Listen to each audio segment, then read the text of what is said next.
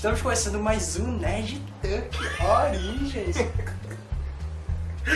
Sério, isso é tudo isso. Suilai, estamos começando mais um Nerd Tuck Origens. E nós vamos falar sobre um super-herói que ninguém dá a mínima, mas é show. Vamos falar sobre o Aqua Show.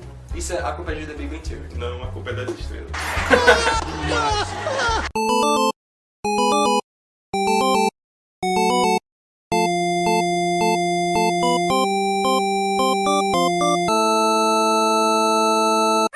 Paul Norris foi designado para desenhar a primeira edição do Aquaman em novembro de 1941, na edição 73 de More Fun Comics. A história foi escrita pelo editor e escritor Mort Weisinger. Heisenberg. Os créditos de personagem depois foram creditados apenas a Paul Norris, porque Mort Weisinger não se importava. Na verdade, foi por falta de atribuição formal. A primeira origem do Aquaman é a da Era de Ouro. É mesmo? Onde no flashback narrado pelo próprio Aquaman, que mostra o pai dele, um explorador submarino que encontra Atlântida e cria não sei como uma casa, uma residência debaixo da água. Eu acho que foi aquela experiência que você pega o copo e Pode coloca. dar assim. E a partir de livros e registros, ele ensinou seu filho a absorver o oxigênio da água. O que é mais impressionante do que construir uma casa debaixo da água. Tipo, filho, você faz assim, ó. E usando o poder do mar para se tornar mais forte, usando o mar a seu favor. Já na Era de Prata, na Adventure Comics número 260, em maio de 1959, foi dada uma nova origem. Dessa origem, Arthur era filho de um faroleiro chamado Tom Curry, que namorou com a exilada de Atlântida, chamada Atlana. E na edição 172 de Superboy, mostrou que Aquaman já tinha conhecido o Superman quando o Superman era Superboy e Aquaman Aquaboy. Ainda bem que não tinha um motoboy. É, e se ele fosse pequenininho, fosse um gogo de gente, esse é um gogo boy. Complicado aí, viu? Ai, meu Deus.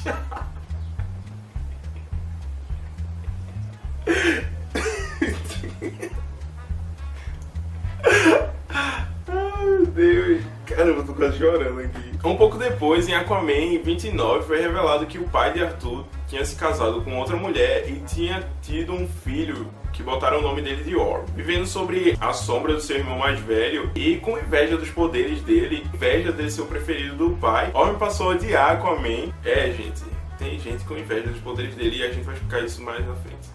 E depois de sofrer uma amnésia muito grave, voltou como o Mestre dos Oceanos. Depois disso, sofreu mais um reboot na era pré-952. Em 1989, em Aquaman Especial número 1, foi revelado que Aquaman nasceu como filho de Atlana, rainha de Atlântida, e Atlan, um feiticeiro misterioso, também de Atlântida, ou seja, ele não era um parte humano, e o nome dele era Orin. Era uma família muito religiosa. Tipo, toda vez quando a Aquaman falava uma coisa, o pai dele, Orin. Depois eu, aí não, Orin. Aí ele tá bom, faz morar. Ele nasceu com um cabelo loiro. E o pessoal atlântico, quando viu o cabelo loiro dele, viu aquilo como se fosse uma maldição, chamada uma maldição de A maldição da água oxigenada. Gordax. Aquaman já invadiu a mente desse Cordax e através da mente, ele torturou o cara de tal forma que ele se suicidou pra acabar com a dor dele, velho. E aí? Caramba. Por causa disso, a Atlana teve que fugir e abandonar o seu filho. Eles deixaram ele em Mercy Reef, que é um coral gigantesco que em época de maré baixa fica acima do nível do mar. Mas, por ele ter o cabelo loiro, não só o cabelo loiro, ele não morreu, ele resistiu ao oxigênio, ele tinha a capacidade de respirar o oxigênio que a gente respira. Que ele foi uma criança selvagem. Ui!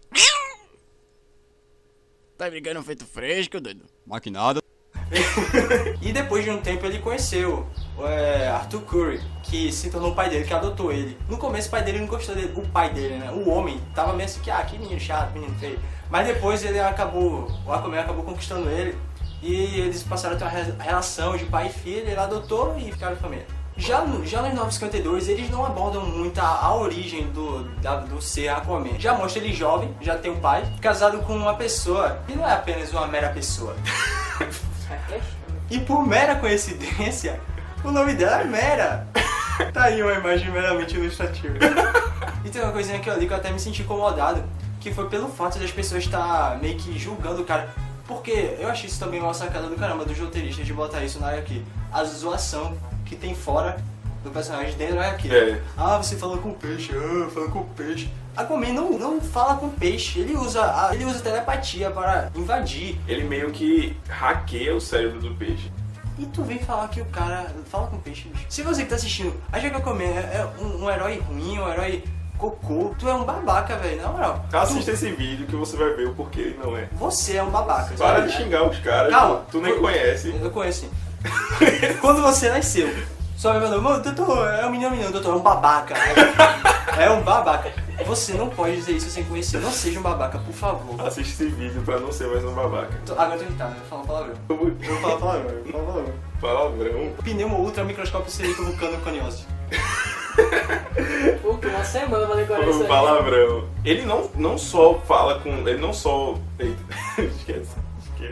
Ele não só se comunica, ele controla toda a fauna marinha através disso. Ele atinge um ponto específico do cérebro que não é mais usado pelos humanos, que se chama... Mencéfalo. Ele já conseguiu derrotar um super vilão que tinha a velocidade de Flash e a força de Superman, simplesmente desativando o cérebro do cara. O cara simplesmente caiu e ainda depois tirou onda com a cara do cara. E vocês devem dizer que o cara não é um cara bom. Não é? E o Aquaman não só tem esse poder, o Aquaman tem 1001 utilidades. E o que você mais vê é pessoas dizendo, não, mas dentro da água ele pode ser o rei, mas fora da água ele não é nada. Se dentro da água ele consegue ser rápido, ágil, forte, sobre pressões esmagadoras, imagina fora que não tem pressão. Só pra vocês terem uma ideia, a gente vive sobre a pressão de 1 ATM, enquanto o Aquaman pode sobreviver sobre a pressão de 400 a 600 ATM, ou seja, se o cara já é rápido Caraca, a 600 ATM, muito, velho. imagine a 1. Caraca, ele é como se ele fosse uma pena aqui, né? Basicamente isso. Aquaman também tem uma super força. Aquaman já conseguiu furar o olho do Darkseid. Ele também já segurou um prédio sobre as suas costas. Consegue com essa super força dar saltos incríveis. E você ainda diz que ele é fraco? O Aquaman também tem fator... Acho que praticamente todos os heróis têm um certo fator cura, né? A única coisa que ele precisa, que é tipo... Eu posso dizer que é obrigatório, entre aspas, é ele estar hidratado. Aí você diz, tem que estar hidratado. Você também tem que estar hidratado. Todo mundo tem que estar hidratado. Todo mundo tem que hidratado. estar hidratado. Se você não estar hidratado, você vai morrer. Por causa da sua pele muito densa, Aquaman também é resistente a balas. Não tão resistente como o Superman. Ele é resistente ao ponto de não ser ferido. A bala ricocheteia. Além de super audição. Aquaman também tem uma visão noturna, ou seja, ele pode ver no escuro.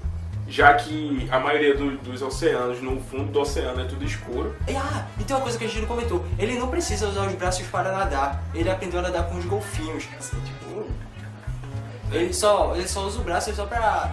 tem que fazer o braço. Usar o braço, usar o braço. Tem o braço pra quê? Aquaman não só é ajudado pela Liga da Justiça. Basicamente, Aquaman tem vários outros companheiros, como Mera, sua esposa, que tem hidrocinese, que controla a água, aqui no HQ muito massa. Eu simplesmente adorei o que Geoff Johns fez com Aquaman nos 952. Ele tirou onda, né? Ele conseguiu, numa edição, fazer com que ela desidratasse o cara, pô, que tava tentando matar. E o diálogo é o mais show ainda, né, velho? É muito massa. Também tem Vulko, que também aparece no 952 e em outras eras também ajudava Aquaman, como já que ele era amigo do seu pai, ele ajudou Aquaman a fazer aquele arpão da sua mão na fase de Peter David e também ajudou em várias outras situações. Na verdade, ele teve vários problemas com a mão, né, essa parada do arpão. Ele não só teve esse arpão substituindo sua mão.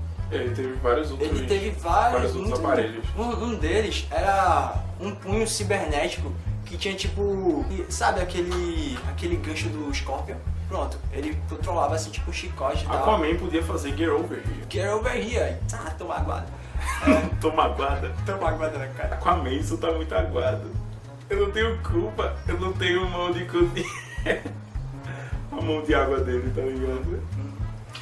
E além desse punho cibernético, ele teve outro. Ele também teve o hidropunho que poderia se transformar em qualquer tipo de arma, ou um escudo, ou uma espada, um arpão. E também com essa mão ele conseguia controlar a água. O que deixava ele mais poderoso. Outro também companheiro foi Koriak, que é o filho de Aquaman. Também ele conheceu uma menina chamada Lorena, que depois virou a Aquagirl. E também Tempest, que foi o Aquaboy O Robin. do Aquaman. Também ele teve a ajuda dos outros, isso no 1952 foi introduzido, que antes de sair por aí como Aquaman solo, na sua carreira solo, ele tinha uma banda chamada Aquaman e os Outros. Não, pô, não foram esses não, poxa. Foram os outros. O grupo consistia basicamente de 6, 7 ou foi 7 pessoas, foram 7 pessoas ou foram 6. Eles tinham todos os artefatos abandonados de Atlântida, sendo o principal deles o tridente de Poseidon, que Aquaman possui. Outro também que ajudou mais ou menos assim foi Stephen Shin. Esse cara, ele era muito fissurado na cultura de Atlântida. Ele queria porque queria descobrir, conhecer e estudar o Aquaman. E também ele queria que Arthur dissesse a localização de Atlântida, já que toda a sua pesquisa de vida foi baseada nesse ambiente. Outros amigos também foram Topo e Ark. Topo era um povo no começo do Aquaman, na Era de Ouro, que ajudava Aquaman a combater nazistas. Porque era o que tinha. Putz, grila, a gente tem que tocar a mesma tecla, né? Porque nazista, velho, era o que tava rolando na época. Foi o que eu tinha falado no do Homem-Aranha. Se você não sabe... No do Homem-Aranha, no do Batman... Se você não sabe o que a gente tá falando, assista o vídeo aqui, na cara WGS, onde a gente fala sobre o Homem-Aranha. Ou assista o vídeo aqui no meu rosto, onde a gente fala sobre Batman. Que basicamente era o que acontecia na época, só existiam nazistas, comunistas, ditadores, bandidos, japoneses, ladrões de petróleo, todo tipo de racismo. gatos gigantes. Oh.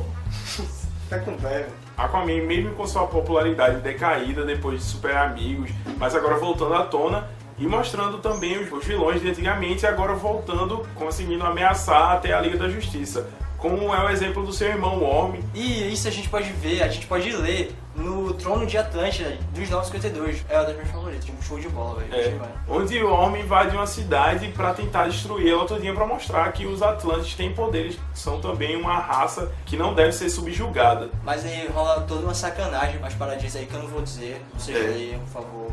É muito bom. Outro vilão também que voltou muito mais poderoso e dessa vez com uma personalidade ótima foi a Raia Negra, que é um dos vilões principais do Aquaman. A Raia Negra é massa, velho.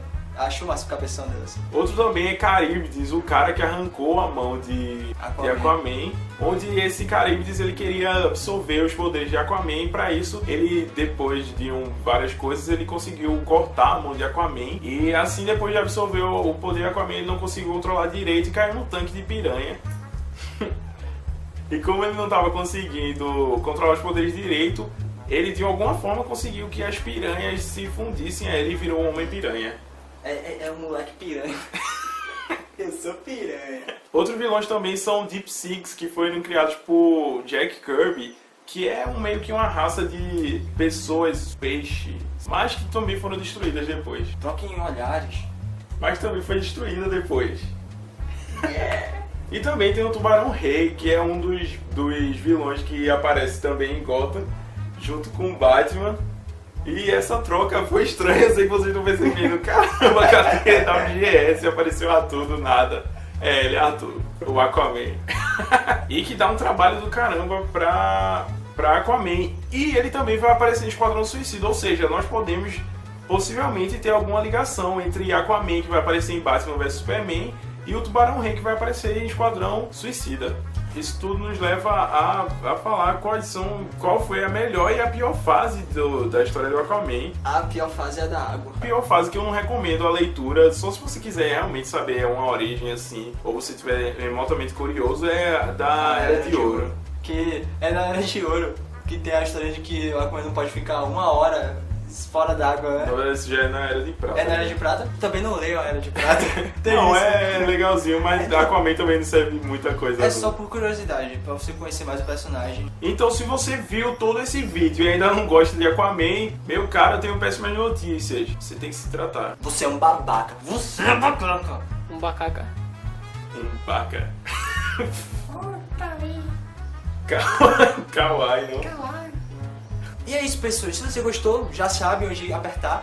aperte aqui, aperte no se inscrever, aperte no gostei, clique no gostei, se inscreva no canal, compartilhe com seus amigos. Compartilhe, comente também, comente e nos diga qual super-herói ou vilão ou até mesmo personagem. Nos ajudem a eliminar os posers da face da Terra.